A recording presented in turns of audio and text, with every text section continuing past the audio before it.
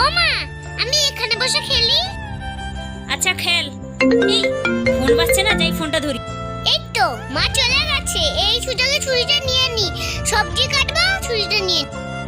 সোনা, ছুরি নিয়েছিস কেন? ছুরিটা দে। না দেবো না, না দেবো না। দে সোনা ছুরিটা, ছুরি নিয়ে খেলতে নেই। না দেবো না, না দেবো না। দে, হাতটা কেটে যাবে তো। না, এইভাবে ওর কাছ থেকে ছুরিটা নেওয়া যাবে না। কি যে করি। আইডিয়া। এই যে সসটাকে আমি হাতের মধ্যে আঙুলে লাগিয়ে নেব, দিয়ে চিৎকার করব যে হাত কেটে গেছে, হাত কেটে গেছে। দেখি সোনাই কি করছে। আহ আহ হাত কেটে গেছে, হাত কেটে গেছে। ও বাবা, আমার হাত কেটে গেছে, তাড়াতাড়ি যাই। মা, তোমার হাত কেটে গেছে?